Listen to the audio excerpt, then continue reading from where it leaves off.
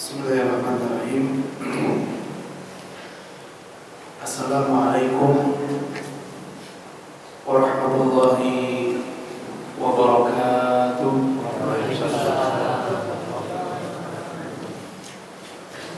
Innal hamdalillah nahmaduhu wa nasta'inuhu wa nastaghfiruh wa na'udzu billahi min shururi anfusina wa min sayyiati a'malina. Man yahdihillahu fala mudilla lahu wa man yudlilhu fala hadiya lahu. Asyhadu an la ilaha illallah wahdahu la syarika lahu wa asyhadu anna Muhammadan abduhu wa rasuluhu la nabiyya wa la rasula ba'da. Allahumma salli ala Muhammad wa ala alihi wa ashabihi wa man tabi'ahum bi ihsanin ila yaumiddin. Amma ba'd. Kaum muslimin dan muslimat, para bapak, ibu dan remaja, jemaah Masjid Miftahul Jannah, semoga Allah Subhanahu wa taala selalu limpahkan kepada kita rahmat, ampunan dan keridhaan-Nya. Alhamdulillah, mari kita senantiasa bersyukur kepada Allah Subhanahu wa taala yang tidak pernah berhenti terus melimpahkan kepada kita berbagai macam banyak kenikmatan yang apabila kita merenungkannya, mencoba untuk menghitung satu persatu nikmat yang Allah berikan, niscaya waktu yang kita miliki tidak akan pernah cukup, dan niscaya kita tidak akan pernah mampu saking banyaknya nikmat yang Allah berikan kepada kita. Dan di antara nikmat yang Allah Subhanahu wa taala berikan kepada kita yang wajib kita syukuri adalah nikmat kesehatan, nikmat waktu luang, sehingga kita dengan izin Allah bisa melaksanakan perintah Allah, yaitu salat maghrib berjamaah. Mudah-mudahan dengan mensyukuri nikmat-nikmat tersebut, Allah Subhanahu wa taala semakin tambahkan lagi nikmatnya untuk kita. Allah mudahkan kita untuk istiqomah menjadi hamba-hambanya yang saleh dan salehah, menjadi hamba yang Allah Subhanahu wa taala ridhoi. Hari ini Allah Subhanahu wa taala katakan bahwa orang yang mensyukuri nikmat Allah, maka Allah akan tambahkan nikmatnya lagi.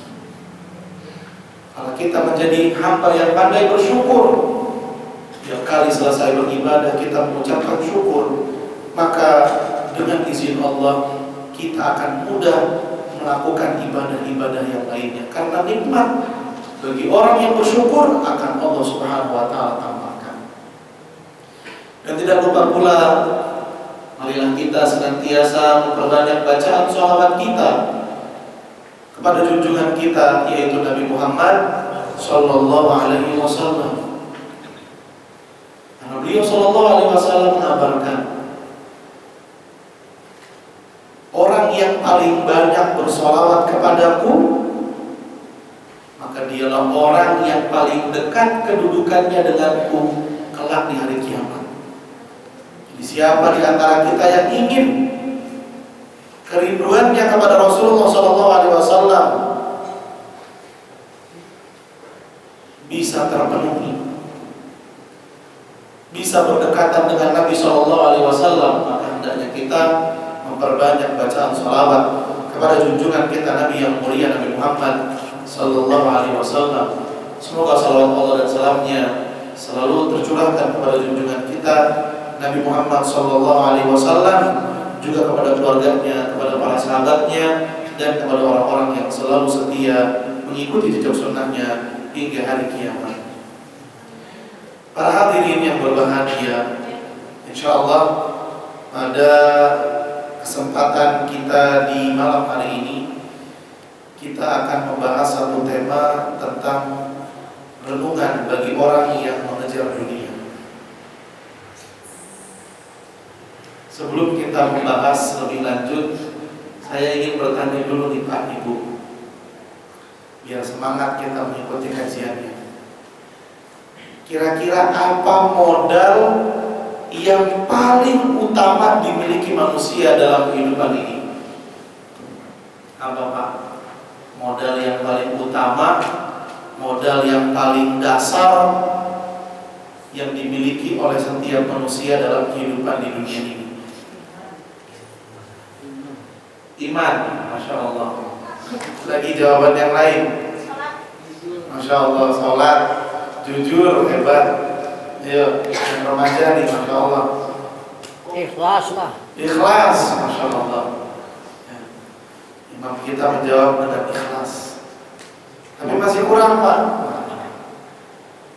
Karena kalau kita tahu ini modal, kita sadar ini modal, kita paham, maka kita tidak akan pernah menyia-nyiakan modal tersebut. Sebagaimana seorang pedagang, orang yang jualan adalah orang yang begitu teliti dalam menjaga dan menghitung modalnya. Kenapa? Karena dia nggak mau rugi. Dia pengen untung, dia pengen senang, dia pengen sukses. Modal yang paling utama, paling mendasar dimiliki oleh setiap manusia adalah waktu. Waktu Pak. Karena dengan waktu ini kita bisa membeli kebaikan, bisa membeli surganya Allah Subhanahu wa ta'ala.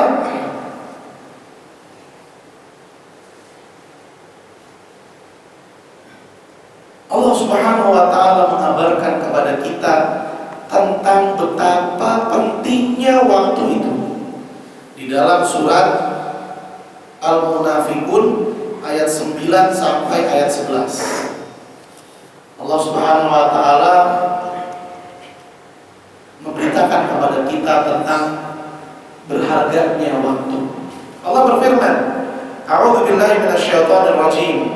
Ya ayyuhalladzina amanu la tulhikum amwalukum wala auladukum an dzikrillah. Wa man yaf'al dzalika fa ulaika humul khasirun. Wahai orang-orang yang beriman, siapa-siapa saja yang mengaku sebagai orang beriman, yang menganggap dirinya sebagai orang yang beriman, yang menyatakan dirinya adalah orang beriman, maka setiap mendengar ayat yang semisal ini, perhatiannya, fokusnya, pendengarannya, pikirannya akan langsung tertuju apa kira-kira ayat Allah akan sampaikan. Sebagaimana kalau kita sedang di suatu tempat, kemudian ada pengumuman kepada warga bagian A, maka siapa saja yang tinggal di warga tersebut, yang menjadi warga A tersebut, pasti akan memperhatikan baru kira-kira apa nih. Maka sikap orang yang beriman ketika mendengarkan ayat seperti ini, dia fokus. Apa kata Allah Subhanahu wa ta'ala? Wahai orang-orang yang beriman, janganlah harta benda yang kamu miliki, anak keturunan yang kamu punya, membuat kamu lalai dari berzikir kepada Allah. Jangan sampai kita menjadi orang yang lupa kepada Allah gara-gara tersibukkan oleh harta benda, tersibukkan oleh anak keturunan. Kenapa memang kalau orang menjadi lalai dari berzikir kepada Allah, dari beribadah kepada Allah, Allah berfirman, "Wa man yaf'al dzalika fa ulaika humul khasirun." Karena orang yang berbuat demikian, dialah orang yang akan merugi. Kata Allah Subhanahu wa ta'ala, dia akan jadi orang yang rugi karena telah membuang waktunya, modalnya mendapatkan ridhonya Allah. Kemudian pada ayat berikutnya, wa anfiqu mimma razaqnakum min qabli an ya'tiya ahadakumul maut. Dan segera infakkan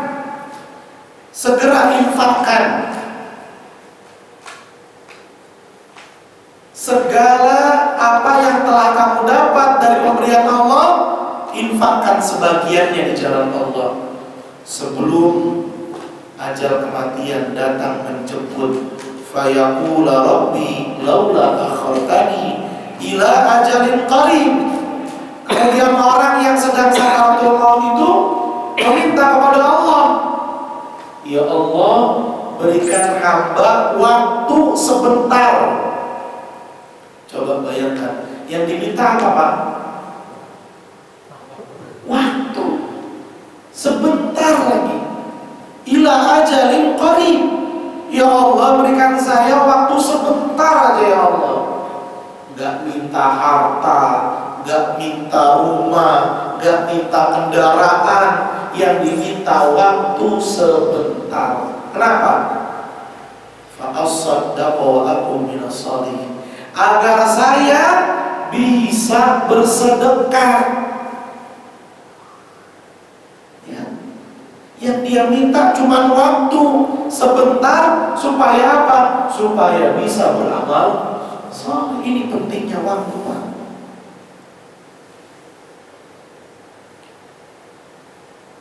Apa kata Allah Subhanahu wa taala terhadap permintaan orang yang dalam sakaratul maut minta waktu ditambahkan sedikit aja, gak minta banyak-banyak, dikit doang. Apa kata Allah? Wala yuakhirallahu nafsan idza jaa ajaluha. Allah tidak akan pernah menunda kematian seseorang idza jaa ajaluha, apabila waktunya telah tiba. Ini keinginan orang-orang yang sedang dalam keadaan sakaratul maut. Alhamdulillah saat ini kita dalam keadaan sehat walafiat, punya waktu banyak. Kita ini sedang berada dalam keadaan yang diharap-harapkan oleh orang yang dalam keadaan sakaratul maut. Maka janganlah kita menjadi orang yang lalai dari beribadah kepada Allah Subhanahu wa taala. Nah, dalam ayat ini disebutkan dua istilah kebanyakan orang menganggapnya sama. Yang pertama kata Allah infak, yang kedua sedekah. Apa bedanya Pak infak sama sedekah?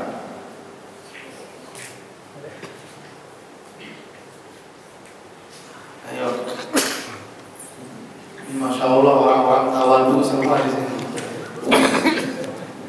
Mau sombong, nggak mau dibilang riya, orang-orang yang ikhlas.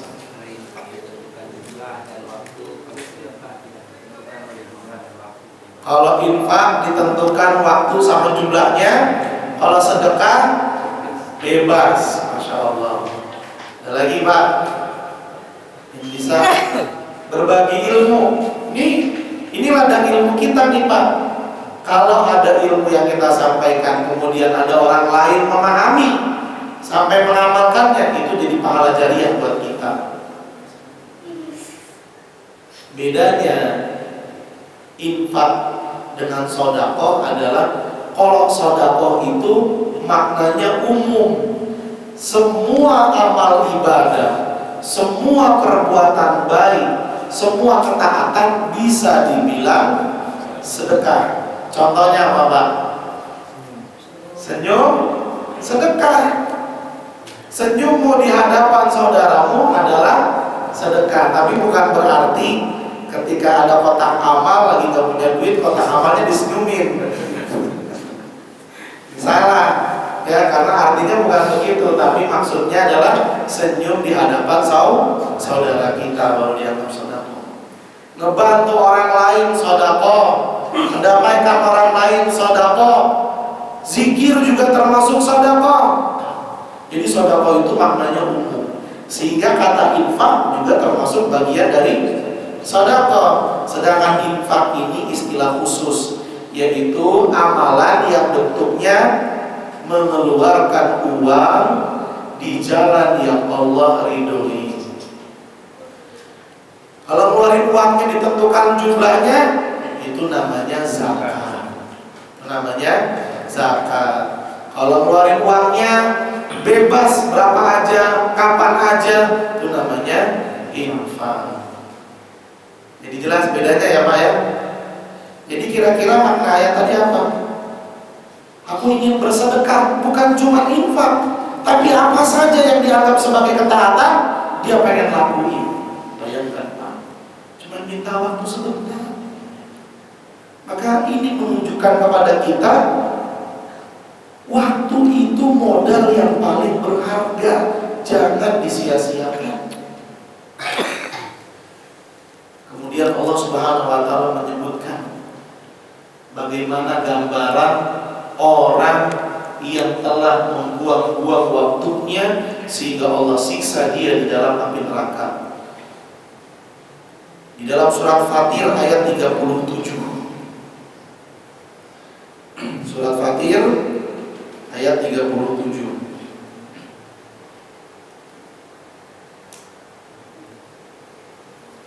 Allah Subhanahu wa taala berfirman, "A'udzu billahi minasyaitonir rajim. Wa hum yastarikhuna fiha. Rabbana akhrijna na'mal salihan ghaira alladhi kunna na'mal. Awalam nu'ammirkum ma yatadhakkaru fihi man yatadhakkar wa ja'akumun nadhir fadhuqu fama lidh-dhalimin min nasir." Allah Subhanahu wa taala memberitakan kepada kita apa yang akan terjadi di hari kiamat. Ini artinya bocoran, Pak. Ini bocoran dari Allah buat kita, supaya kita nggak menjadi seperti orang-orang yang Allah sebutkan nanti ini. Nggak menjadi orang-orang yang Allah siksa hidupnya di hari kiamat. Ini Allah kasih bocoran buat kita. Ini nikmatnya jadi orang beriman, Pak.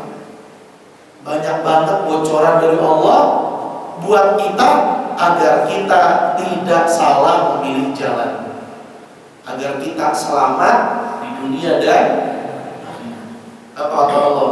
Wa hum yastarikhuna fiha. Penduduk neraka itu berteriak, Pak. Mereka berteriak kesakitan karena hukuman dan siksaan yang Allah berikan kepada mereka. Yastarikhuna fiha. Mereka berteriak kesakitan. Mereka minta kepada Allah, Rabbana akhrijna, ya Allah keluarkan kami dari neraka, kembalikan kami ke kehidupan dunia, na'mal sholihan ghairal ladzi kunna na'mal, supaya kami bisa beramal soleh, supaya kami bisa menggunakan waktu kami tidak seperti yang dulu kami gunakan. Kami gak akan lagi menjadi orang yang bermaksiat. Ini kejadian nyata nanti, Pak. Orang-orang yang masuk neraka, mereka sadar dan mereka minta kepada Allah diberikan kesempatan yang kedua kali. Kesempatan buat hidup lagi. Kira-kira kalau dia hidup, apa yang dia lakukan? Pengen beramal soleh. Pengen beramal soleh. Apa kata Allah? Awalam nu'ammirkum, bukankah kami telah memberikan kamu waktu? Bukankah kami telah memberikan kamu usia yang cukup untuk membuat kamu sadar, paham? Tapi sayangnya kamu tidak sadar. Padahal telah datang nadhir. Apa itu nadhir? Nadhir artinya peringatan. Ulama tafsir menyebutkan kata nadhir yang artinya peringatan di sini maknanya dua, Pak. Yang pertama maknanya adalah Rasul, karena memang Rasul yang memberikan peringatan. Yang kedua maknanya uban. Kok bisa uban? Emang kenapa dengan uban? Kenapa, Pak? Peringatan apa uban itu?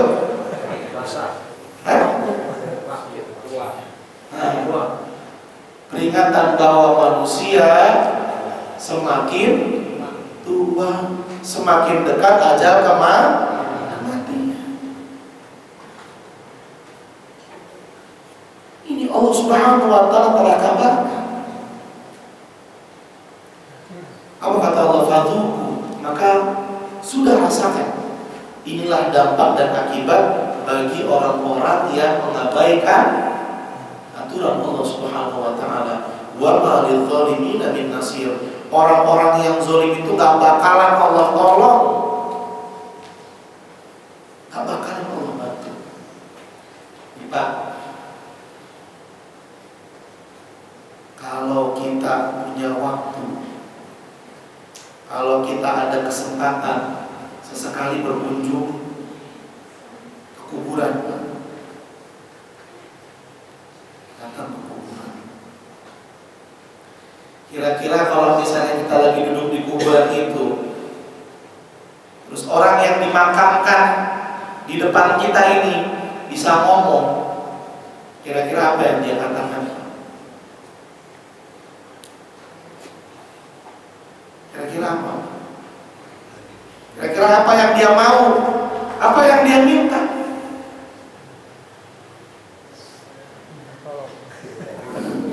Pengen bisa hidup lagi. Ini Pak, ini permintaan yang diharapkan oleh penduduk kubur.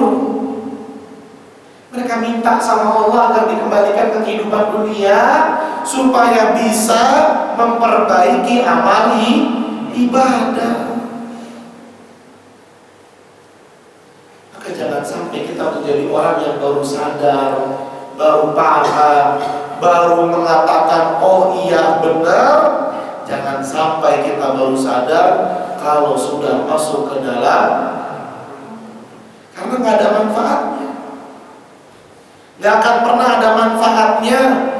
Orang yang sudah meninggal mohon ampun kepada Allah gak akan diampuni sama Allah. Tapi sekarang saat kita masih ada kesempatan, nyawa belum sampai di kerongkongan, matahari belum terbit dari sebelah barat, maka kita sama-sama punya kesempatan untuk memperbaiki amal ibadah kita. Kita perbanyak beribadah kepada Allah. Kita gunakan waktu yang kita miliki lebih utama, lebih banyak dihabiskan untuk beribadah kepada Allah, bukan malah untuk mengejar-ngejar dunia. Karena Allah Subhanahu wa taala telah menjamin siapapun hamba Allah yang memperbaiki urusannya kepada Allah, Allah akan jamin kehidupannya. Apa kata Nabi Muhammad SAW? Barang siapa menjadikan ibadah akhirat sebagai tujuan hidupnya di dunia ini, dia memprioritaskan, mengutamakan ibadah kepada Allah dalam hidupnya, maka Allah akan berikan dia 3 keutamaan. Yang pertama, kata Nabi Muhammad SAW, akan Allah jadikan dia orang yang selalu merasa cukup. Enak Pak, orang kalau misalnya apa-apa merasa cukup, hidupnya tenang. Tapi orang yang gak pernah puas, gak pernah cukup, mau hartanya banyak, gak akan pernah tenang. Kemudian yang kedua, kata Nabi Muhammad SAW, urusan-urusan dunianya akan Allah permudah, sehingga dia merasa banyak waktu dia punya untuk beribadah kepada Allah. Coba kalau misalnya kita renungkan Pak, kita memperhatikannya, suka nggak kita temukan orang ketika kita ajak untuk ngaji, kita ajak dia untuk mendatangi majelis ilmu, kita ajak dia untuk sholat berjamaah di masjid, tapi jawabannya nggak punya waktu. Padahal waktu kita sama waktunya dia sama apa tidak? Sama. Pertanyaannya di sini ada nggak yang punya waktu lebih dari 24 jam? Ada Pak? Ada. Semua manusia waktunya sama, jatahnya sama. Dalam sehari punya waktu sama-sama 24 Jumlah harinya sama nggak Pak? Sama-sama berapa hari? 7 hari. Ada yang punya 8 hari di sini. Tapi kenapa kita bisa, mereka enggak? Jadi kalau dia ngomong nggak punya waktu itu bohong Pak. Bukan karena nggak punya waktu, tapi karena dia lebih mengutamakan dunia daripada Allah. Siapa yang mengutamakan Allah, Allah bikin urusannya gampang sehingga dia seperti orang yang punya banyak waktu. Tapi orang yang nguber-nguber dunia hidupnya, ngejar-ngejar dunia, hanya memikirkan dunia, ya seperti itu. Seolah-olah gak punya waktu untuk beribadah, seolah-olah gak punya waktu untuk belajar ilmu agama. Seperti orang yang gak ada habis pekerjaannya. Betul tidak Ibu? Betul tidak Pak? Kita rasakan tidak? Contoh paling mudah nih Pak. Kalau kita melaksanakan sholat di awal waktu, kita bakalan ngerasain waktu itu panjang, waktu itu lama.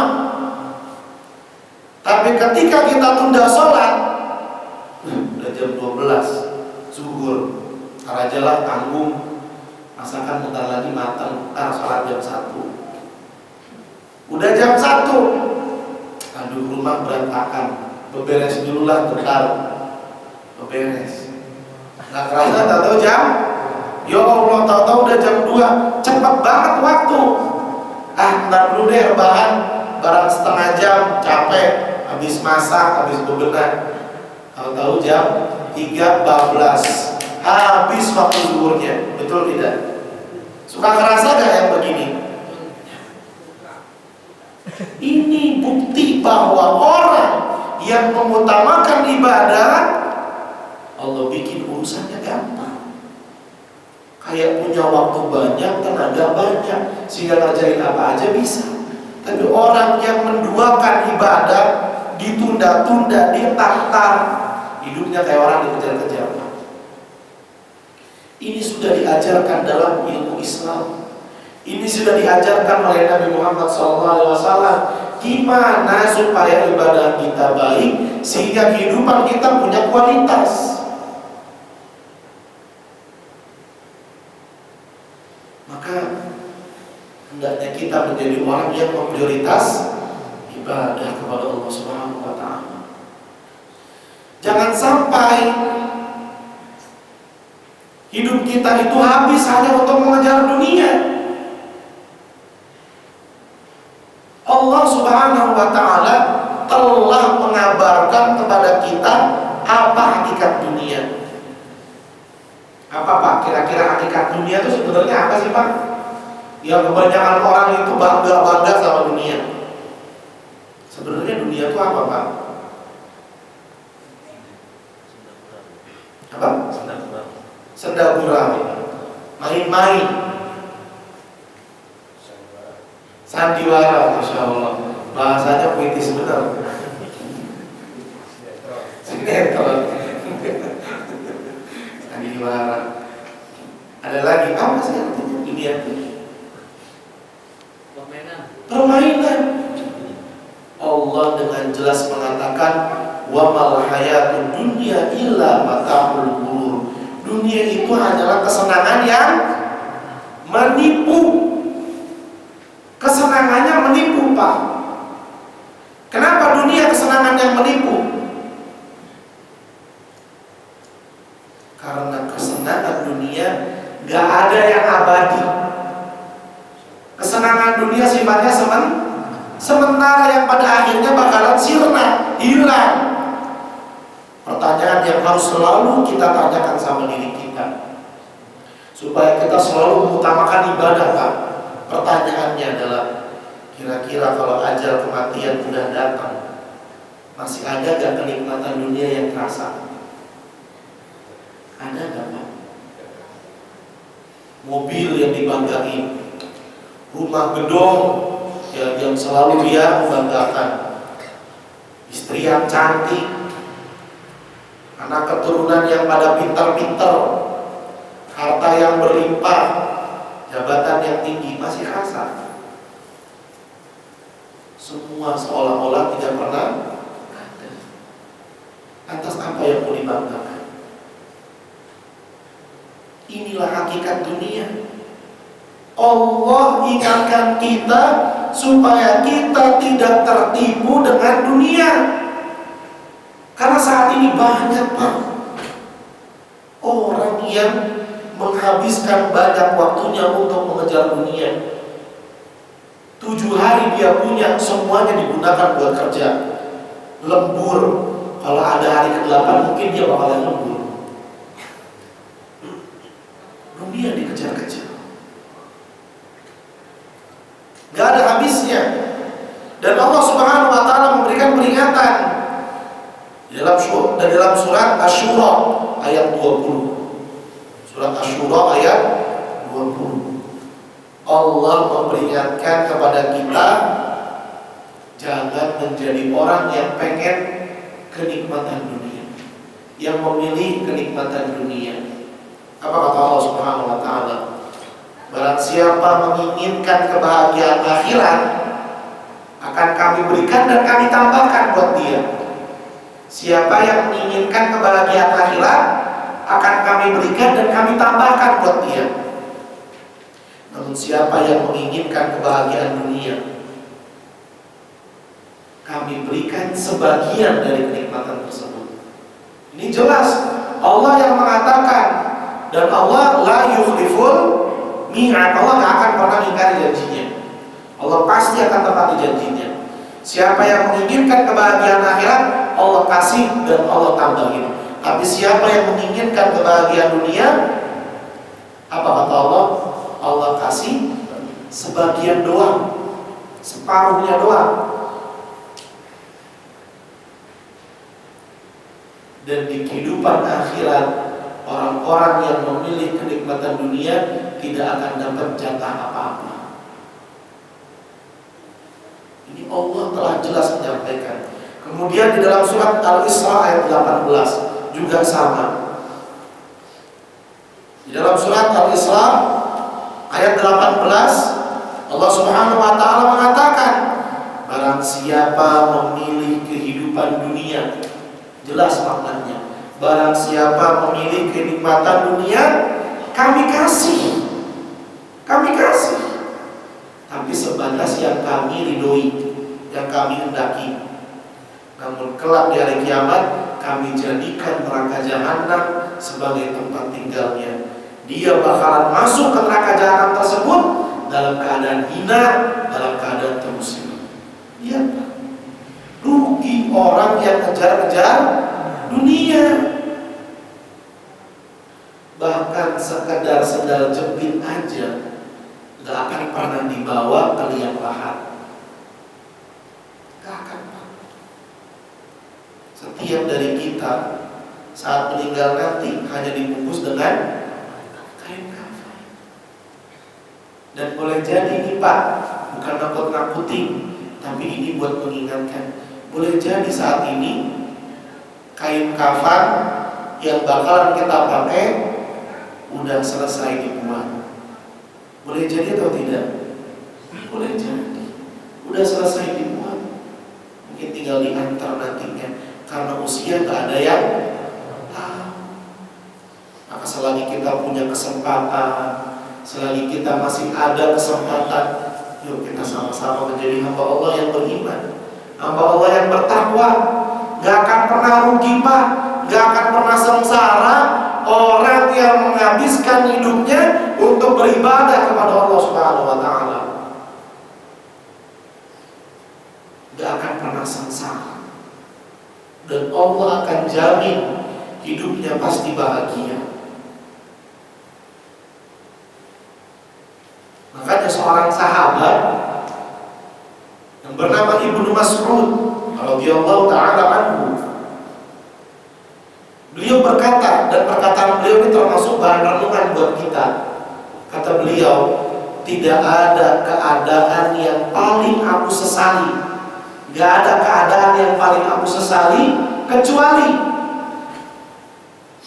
keadaan tenggelamnya matahari. Tenggelamnya matahari yang menandakan usiamu semakin berkurang, ajalku semakin dekat, tetapi amal ibadahku tidak bertambah.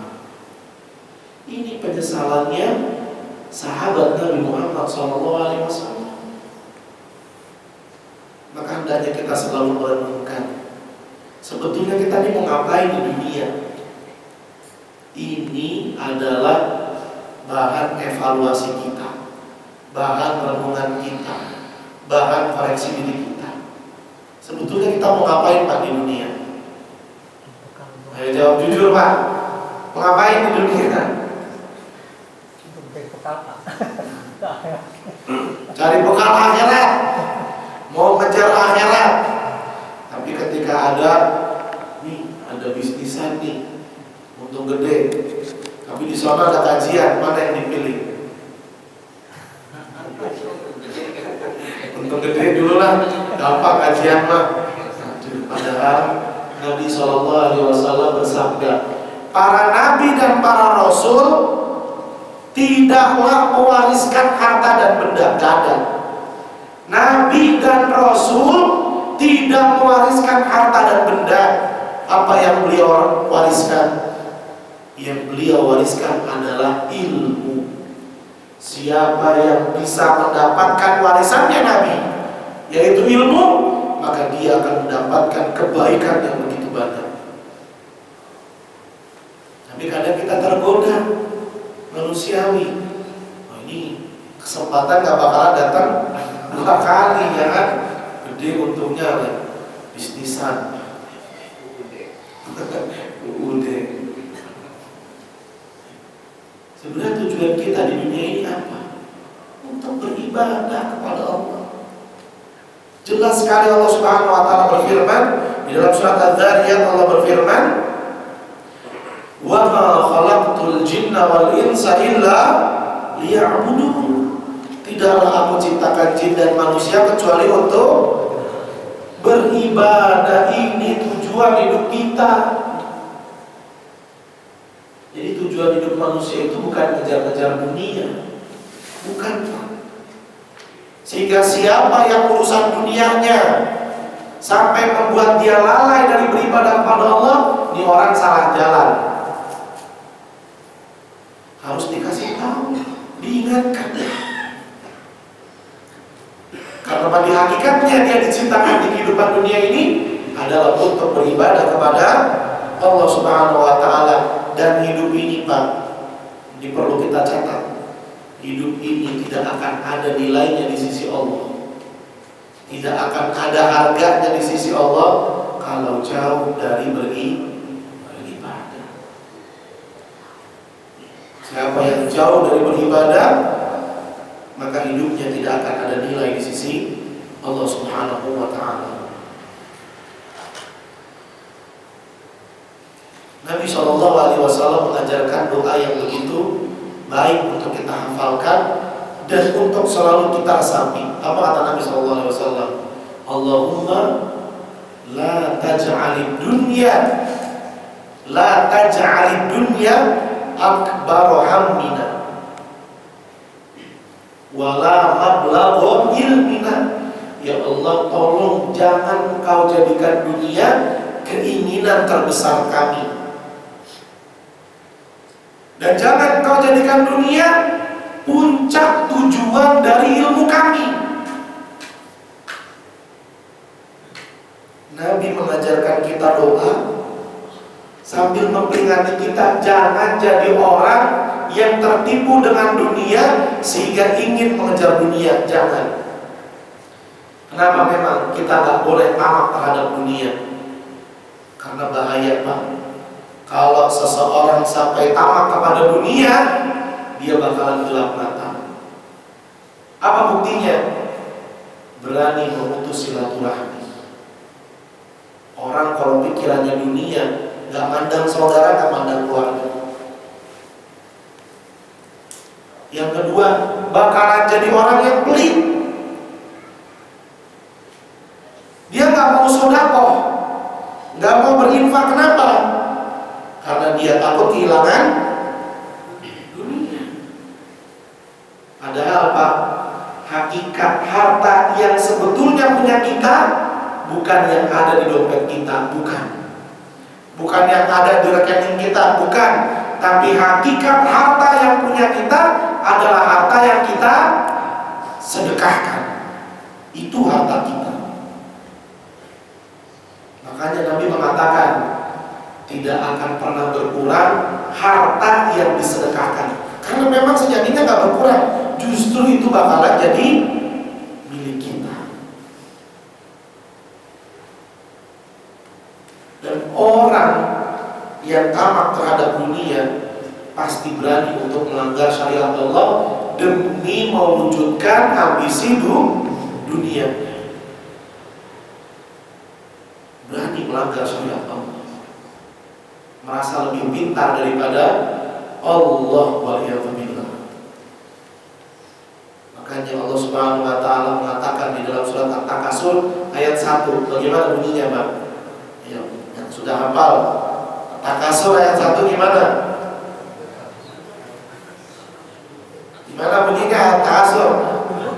Nah,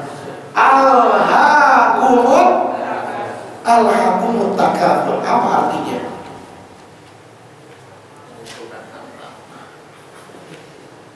Berlomba-lomba ngumpulin harta dunia, berlomba-lomba memperkaya hidup di dunia akan membinasakanmu. Alhaqumut takatsur hatta zurtumul. Dan orang yang tamak terhadap dunia gak akan pernah puas sampai kapan? Sampai masuk ke dalam, baru dia diam. Ini peringatan keras dari Allah Subhanahu wa taala. Dan terakhir untuk kajian kita pada kesempatan malam hari ini, bentar lagi saya Pak ya. Kita akhiri dengan hadis dari Nabi Muhammad SAW. Nabi Muhammad itu perkataannya benar apa tidak, Pak? Kenapa? Karena utusan Allah. Terus apa lagi? Karena yang dia ucapkan dari Allah. Ucapannya nggak pernah bohong. Masya Allah nih, sejarahnya hebat nih anak-anak di sini. Makanya Nabi disebut sebagai Al-Amin. Orang yang jujur, yang pernah bohong. Nabi itu orang yang jujur karena tidak ada ucapan yang keluar dari mulutnya kecuali itu adalah wahyu. Itu wahyu dari Allah, sehingga semua berita yang beliau sampaikan adalah kebenaran. Nabi pernah menyatakan, Nabi pernah mengabarkan tentang keadaan orang yang durhaka kepada Allah karena lebih mementingkan hawa nafsunya ngejar dunia ketimbang mengutamakan perintah Allah. Apa kata Nabi? Pada saat orang yang durhaka itu dalam keadaan sakaratul maut, datang malaikat pencabut nyawa, namanya malakul maut. Datang malaikat pencabut nyawa dan ditemani oleh ribuan malaikat pembawa murkanya Allah, pembawa amarahnya Allah, pembawa murkanya Allah. Pada saat mereka duduk di samping orang yang sedang sakaratul maut tersebut, malakul maut, malaikat pencabut nyawa berkata, wahai jiwa yang buruk, keluar kamu dari jasadmu. Apa yang terjadi? Nabi menggambarkan itu ruhnya pecah, Pak. Di dalam tubuhnya pecah, nggak menyatu, menyebar. Dia nggak mau keluar karena dia takut dan dia tahu ternyata apa yang selama ini dia dengar itu adalah sesuatu yang hak, bukan cerita, bukan omong kosong. Depan matanya dia merasakan. Sehingga malakul maut, malaikat pencabut nyawa, dengan secara paksa mengeluarkan ruh orang tersebut. Secara paksa diambil. Lalu Nabi SAW mengatakan sampai urat-urat yang ada pada tubuh orang tersebut putus. Saking saking kerasnya. Kemudian ketika ruh itu keluar, menyebabkan keluar pula bau busuk yang lebih parah daripada baka yang ada. Dan yang dapat merasakannya adalah penduduk langit, yaitu para malaikat. Mereka pun berkata, ini jiwanya siapa nih yang menyebabkan bau yang tidak sedap? Dipanggillah ruh tersebut dengan panggilan dan sebutan yang paling jelek yang pernah disebutkan untuknya ketika di dunia. Lalu dibawalah ruh tersebut oleh para malaikat menuju langit. Mereka ingin membawanya sampai ke langit yang terakhir, langit yang ketujuh. Tapi belum, Pak. Belum sampai langit ketujuh. Ini baru langit yang pertama diketuk, minta izin untuk dibukakan agar ruh orang tersebut bisa lanjut ke langit yang berikutnya. Baru di pintu langit yang pertama diketuk, tapi tidak diizinkan untuk masuk. Kemudian Allah Subhanahu wa taala berfirman, catatlah orang ini sebagai penghuni dari neraka, dan kembalikan dia ke dalam tanah, karena dari tanah aku menciptakannya, dan dari tanah pula aku akan membangkitkannya. Apakah diantar?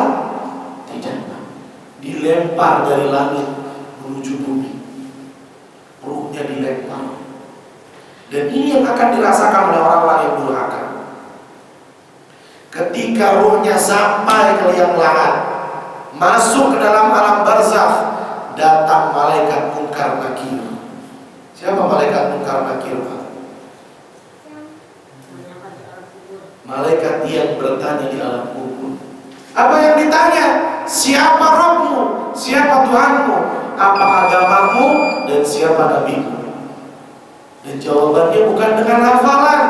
Demi Allah, sekalipun orang hafal jawabannya di dunia, kalau amalannya tidak sesuai dengan petunjuk Allah, dia gak bakalan bisa jawab. Mudah-mudahan kita semua orang yang bisa jawab nantinya di alam kubur. Amin. Dia gak bisa jawab, Pak. Dia kebingungan dan gak tahu harus jawab apa. Sehingga malaikat yang bertanya itu membukakan pintu surga yang dibuka.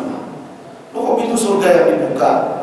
Iya, pintu surga yang pertama dibuka, sehingga wanginya surga keluar.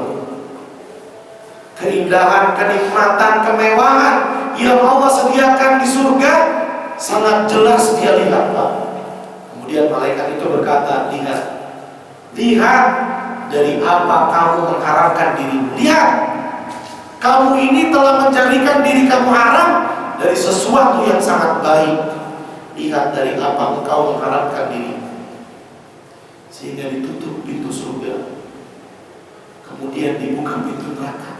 Ibarat kata, Pak, dibuka pintu surga biar dia harap, tapi ternyata ditutup.